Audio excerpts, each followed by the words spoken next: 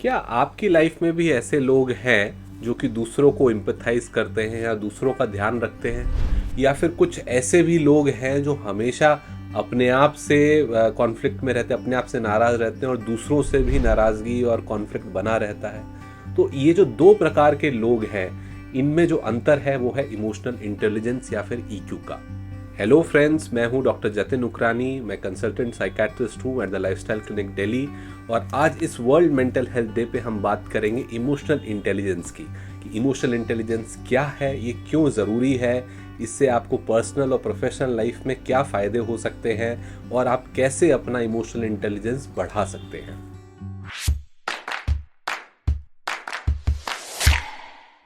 तो सबसे पहले हम ये समझते हैं कि इमोशनल इंटेलिजेंस क्या है। इमोशनल इंटेलिजेंस वो एबिलिटी है जिससे कि आप दूसरे के और अपने इमोशंस समझ के उसको अच्छे से मैनेज कर पाते हैं, अपना कॉन्फ्लिक्ट रेजोल्यूशन कर पाते हैं। आपके बीच में अगर कोई अनबन हो रही है तो उसको आप अच्छे से मैनेज कर पाएंगे और अपनी प्रॉब्लम्स का सॉल्यूशन निकाल पाएंगे। देखिए, ये बोला जाता है कि जो बड़े बड़े लीडर्स हैं, जो सक्सेसफुल लोग हैं, वो शायद उनका इंटेलिजेंस इतना नहीं है, आईक्यू इतना नहीं है, बट वो इमोशनल इंटेलिजेंस के सहारे जो है वो सक्सेसफुल हुए हैं। तो इमोशनल इंटेलिजेंस जो है एक बहुत ही इंपॉर्टेंट एबिलिटी है। अक्सर लोग हमसे पूछते हैं कि आईक्यू और ईक्यू में अंतर क्या है।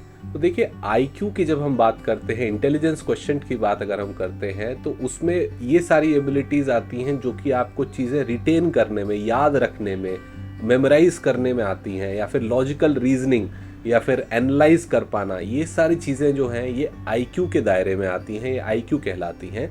जबकि इमोशनल इंटेलिजेंस का मतलब है अपने और दूसरे के इमोशंस को समझना और उनको मैनेज कर पाना।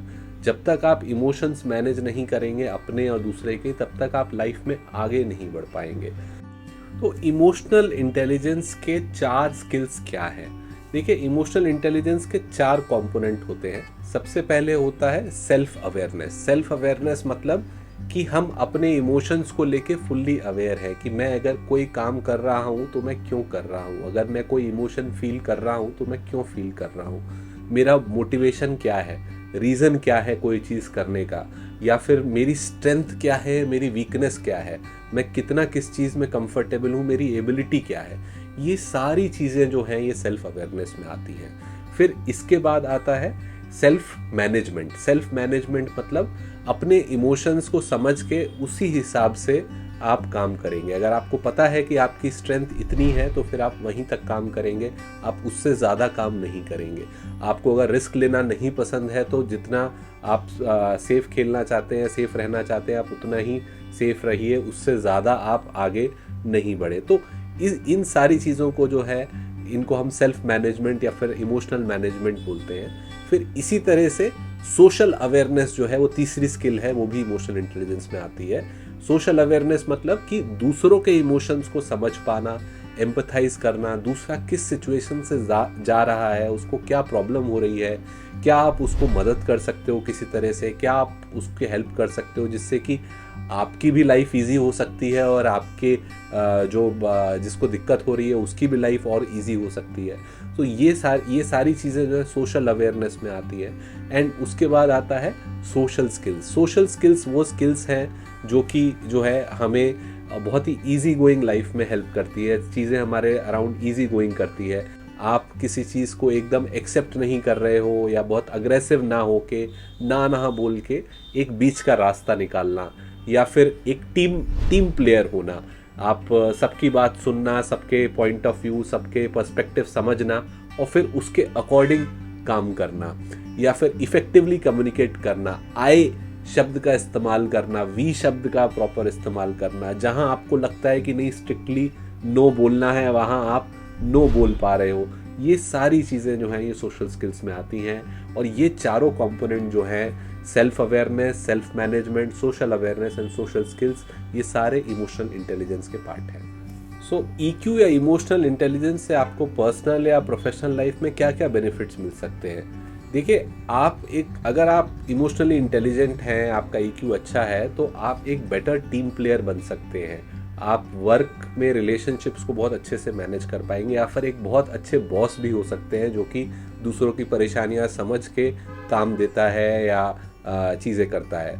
आपकी रिलेशनशिप्स, पर्सनल रिलेशनशिप्स भी बहुत स्टेबल चलेंगी क्योंकि आप दूसरों को समझ पाएंगे। आपका स्ट्रेस बहुत कम होगा क्योंकि आप सबके हिसाब से काम कर रहे हो, सबके हिसाब से मैनेज कर रहे हो चीज़ें, तो कॉन्फ्लिक्ट्स कम होंगे, आप इफ़ेक्टिवली कम्युनिकेट कर पाओगे, आप अपनी बात रख पाओगे और दूसरों की बात सुन भी पाओगे। तो ये सारी चीज़ें जो हैं आपको बहुत ज़्यादा बेनिफिट देगा। आप बहुत ज़्यादा एफिशिएंट हो सकते हो वर्क प्लेस पे, और आपको कोई भी लड़ाई झगड़ा या आर्गुमेंट का सामना नहीं करना पड़ेगा। तो कैसे पहचाने कि किसी की इमोशनल इंटेलिजेंस कम है या लो है? देखिए, अगर किसी की इमोशनल इंटेलिजेंस कम है तो वो चीज़ों को बहुत आसानी से समझेगा नहीं, एडजस्ट नहीं होगा, आपसे बहुत झगड़ेगा, आर्गुमेंट करेगा, उसको आपका नज़रिया, आपका पॉइंट ऑफ व्यू समझ में नहीं आएगा बिल्कुल भी। अक्सर करके अपनी गलतियों के लिए दूसरे को ब्लेम करेगा, लड़ाई झगड़ा होगा, कम्युनिकेट नहीं कर पाएगा, अपनी प्रॉब्लम खुल के जो है सामने नहीं रख पाएगा, और कहीं ना कहीं उसको जॉब में बहुत सारी दिक्कतें आएंगी, रिलेशनशिप्स में बहुत ज़्यादा दिक्कतें आएंगी। हो सकता है जॉब लॉस भी हो जाए या फिर रिलेशनशिप्स भी बहुत ज़्यादा टूटे। तो ये सारी दिक्कतें अगर किसी को हो रही है तो ये साइंस है कि उसका इमोशनल इंटेलिजेंस कम है और उसको उस पर वर्क करने की ज़रूरत है। तो कैसे हम अपनी इमोशनल इंटेलिजेंस को बढ़ा सकते हैं? देखिए, सबसे पहले तो जैसे मैंने बताया, इमोशनल इंटेलिजेंस का सबसे एक इम्पॉर्टेंट पार्ट है अपने इमोशंस को समझना। तो अगर आपको कोई फीलिंग हो रही है, कोई कुछ चीज़ आप फील कर रहे हैं, इमोशनल हो रखे हैं, तो अपने इमोशन को नेम कीजिए मन ही मन में कि मैं सैड हो रहा हूँ और इसका रीज़न क्या है। क्या इसका रीज़न मैं खुद हूँ या कोई और सिचुएशन है? इस तरह के कुछ सवाल आपको पूछने हैं, रिफ्लेक्ट करना है, इंट्रोस्पेक्ट करना है, अपने बारे में और समझने की कोशिश करनी है, अपने स्ट्रेंथ्स और वीकनेसेस क्या है वो समझने की कोशिश करनी है। दूसरी चीज़, दूसरे लोगों से फीडबैक पूछिए।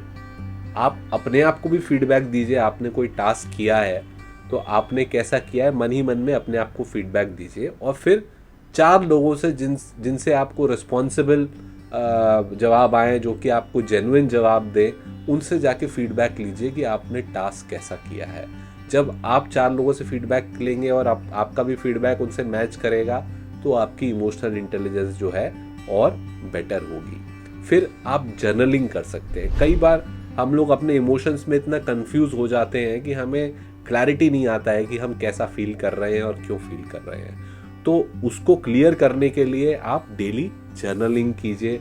अपने थॉट्स को, इमोशंस को, जो भी फीलिंग है उसको डेली नोट कीजिए, सिचुएशन वाइज नोट कीजिए कि इस सिचुएशन में आपको ऐसा फील हुआ था। उससे भी आपकी इमोशनल इंटेलिजेंस जो है वो जगेगी। और लास्टली, आप बहुत लोगों से कम्युनिकेट कीजिए, बातचीत कीजिए, अपने आप को एक्सप्रेस कीजिए, दूसरों की स्टोरीज जानने की कोशिश करें, उनकी लाइफ में क्या चल रहा है, उन्होंने क्यों कोई काम करा, क्यों, मोटिवेशन क्या थी, रीज़न क्या था, उन्होंने जॉब क्यों ज्वाइन करी, या फिर उन्होंने जॉब छोड़ी क्यों, या कोई भी लाइफ में जो उनकी प्रॉब्लम चल रही है उसको डिटेल में जानने की कोशिश करें और इससे एम्पैथाइज करने की कोशिश करें। उससे आपकी इमोशनल इंटेलिजेंस बढ़ेगी। आशा करता हूँ आपको इस वीडियो के माध्यम से समझ में आया होगा कि इमोशनल इंटेलिजेंस के हमारे लाइफ में क्या बेनिफिट्स हैं। अगर आपको ये वीडियो पसंद आया तो इसको लाइक करें और हमारे चैनल को शेयर करें और सब्सक्राइब करें।